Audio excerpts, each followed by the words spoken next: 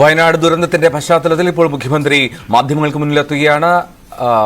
വയനാട്ടിൽ സ്വീകരിച്ച നടപടിക്രമങ്ങൾ, ദൌത്യത്തിന്റെ വിശദാംശങ്ങളൊക്കെ മുഖ്യമന്ത്രി വ്യക്തമാക്കുമെന്നാണ് മനസ്സിലാക്കുന്നത്. എന്താണെങ്കിലും വലിയ തോതിൽ സഹായഹസ്തങ്ങൾ എത്തുന്നു. അതിനൊക്കെ കേരളം ഏറ്റുവാങ്ങുകയും ചെയ്യുന്നുണ്ട്. വിവിധ ഭാഗങ്ങളിൽ നിന്ന് മുഖ്യമന്ത്രിയുടെ വാക്കുകളിലേക്ക്.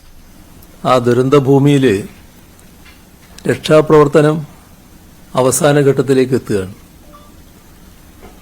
പലയിടത്തായിട്ട് നിസ്സഹായമായി കുടുങ്ങിപ്പോയ എല്ലാവരെയും കണ്ടെത്തി സുരക്ഷിത സ്ഥാനങ്ങളിലേക്ക് എത്തിക്കാനുള്ള പ്രവർത്തനങ്ങളാണ് ആദ്യഘട്ടത്തിൽ നടന്നത്. എന്നാൽ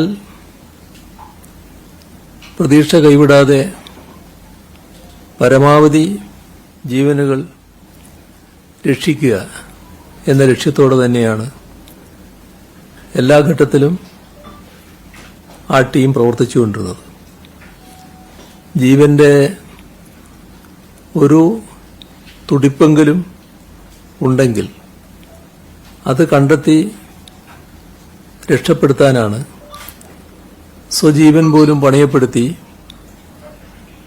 ഈ രക്ഷാപ്രവർത്തകര് ശ്രമിച്ചത്. നിലമ്പൂർ മേഖലയിൽ ചാലിയാറിൽ നിന്ന് കണ്ടെടുക്കുന്ന മൃതദേഹങ്ങളും ശരീരഭാഗങ്ങളും തിരിച്ചറിയാൻ വലിയ പ്രയാസം നേരിടുകയാണ്. ഇതുവരെ ആകെ കണ്ടെടുത്തത് 215 മൃതദേഹങ്ങളാണ്.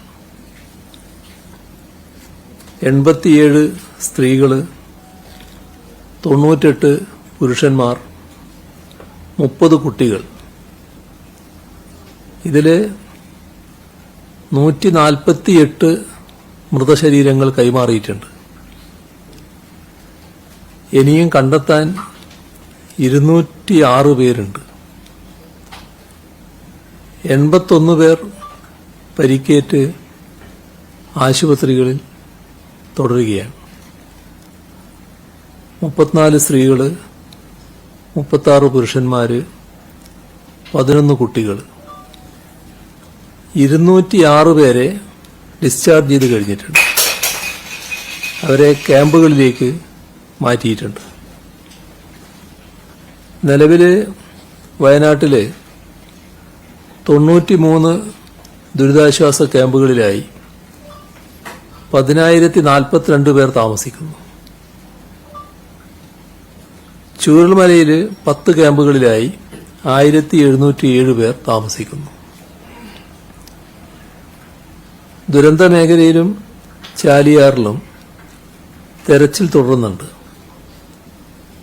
ഇന്നലെ മാത്രം 40 ടീമുകൾ 6 സെക്ടറുകളായി തിരിഞ്ഞ് രാവിലെ 7 മണി മുതൽ തെരച്ചിൽ ഉൾപ്പെടെയുള്ള രക്ഷാപ്രവർത്തനം ആരംഭിച്ചു. സിവിൽ ഡിഫൻസ് ഉൾപ്പെടെ ഫയർഫോഴ്സിൽ നിന്നും 460 പേർ, ദേശീയ ദുരന്ത നിവാരണ സേനയുടെ NDRF 120 അംഗങ്ങൾ, വനം വകുപ്പിൽ നിന്ന് 56 പേർ, പോലീസ് സ്പെഷ്യൽ ഓപ്പറേഷൻ ഗ്രൂപ്പ് 64 പേർ, ഇന്ത്യൻ സേനയുടെ വിവിധ വിഭാഗങ്ങളായ military engineering group, electronics and mechanical engineers branch, territorial army, defence security corps, navy, coast guard ഇവയിൽ നിന്നെല്ലാമായി 640 പേർ. തമിഴ്നാട് ഫയർഫോഴ്സിൽ നിന്നും 44 പേർ. കേരള പോലീസിന്റെ ഇന്ത്യൻ റിസർവ് ബറ്റാലിയനിൽ നിന്നും 15 പേർ. ഇങ്ങനെ ആകെ 1419 പേരാണ് രക്ഷാപ്രവർത്തനത്തിന്റെ ഭാഗമായി അവിടെ തുടരുന്നത്. കേരള പോലീസിന്റെ K9 സ്ക്വാഡിൽപ്പെട്ട 3 നായകളും കരസേനയുടെ K9 സ്ക്വാഡിൽപ്പെട്ട 3 നായകളും ഈ ദൌത്യത്തിലുണ്ട്. തമിഴ്നാട് മെഡിക്കൽ ടീമിൽ നിന്നുള്ള 7 പേരും സന്നദ്ധരായി രക്ഷാദൌത്യത്തിൽ ഉണ്ട്. അട്ടമല, മുണ്ടക്കൈ, പുഞ്ചിരിമട്ടം, വെള്ളാർമല വില്ലേജ് റോഡ്,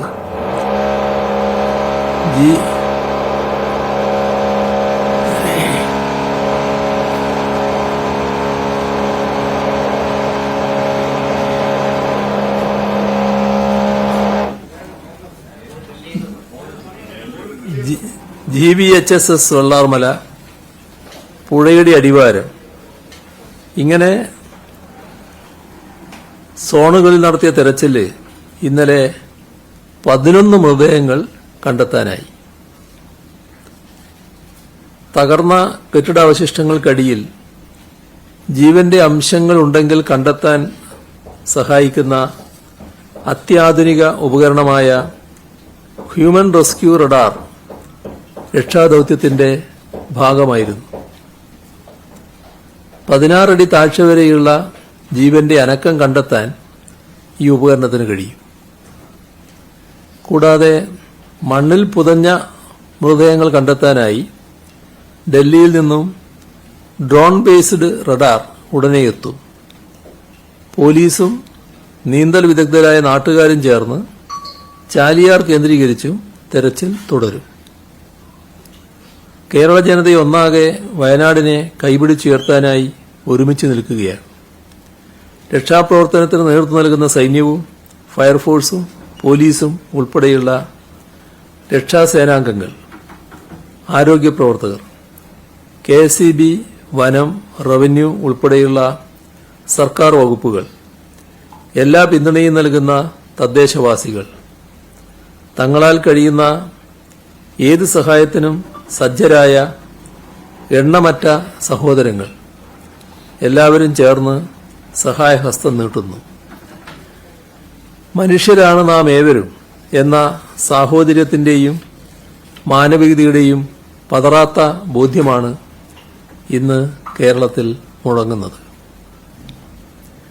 അട്ടമലയിലെ ഉൾവനത്തിൽ നിന്ന് വനംവകുപ്പ് ഉദ്യോഗസ്ഥർ ഗോത്രവിഭാഗത്തിലെ 4 കുട്ടികളും രക്ഷിതാക്കളും ഉൾപ്പെടെ 6 അംഗ കുടുംബത്തെ കഴിഞ്ഞ ദിവസം സാഹസികമായാണ് രക്ഷപ്പെടുത്തിയത്. പാലം നിർമ്മാണം പൂർത്തിയായതിനു ശേഷം കൂടുതൽ യന്ത്രങ്ങൾ ഉപയോഗിച്ചുള്ള പരിശോധനയും നടന്നുവരികയാണ്. വയനാട്ടിലെ ചൂരൽമലയിൽ പ്രകൃതി ദുരന്തത്തിനിരയായവരെ തെരയുന്നതിനും അതിന് നേതൃത്വം നൽകുന്നതിനുമായി കേരള പോലീസിലെ 866 ഉദ്യോഗസ്ഥരെ നിയോഗിച്ചിട്ടുണ്ട്.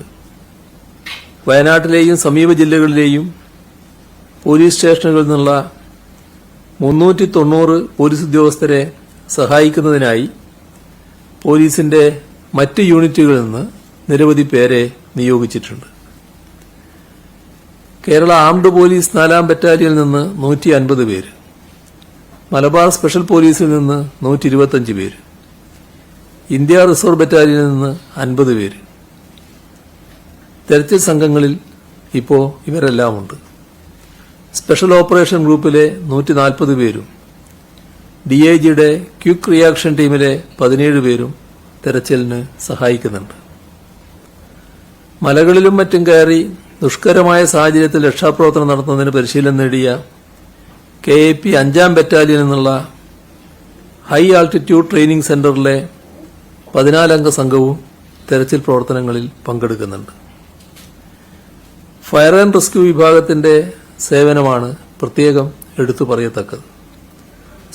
സ്പെഷ്യൽ ടാസ്ക് ഫോഴ്സ് അംഗങ്ങളും സ്ക്യൂബ ടീമും ഉൾപ്പെടെ ഓഫീസർമാരടക്കം 300 ജീവനക്കാരും 222 സിവിൽ ഡിഫൻസ് വളണ്ടിയർമാരും ദുരന്തഭൂമിയിൽ രക്ഷാപ്രവർത്തനത്തിൽ പങ്കെടുക്കുന്നുണ്ട്.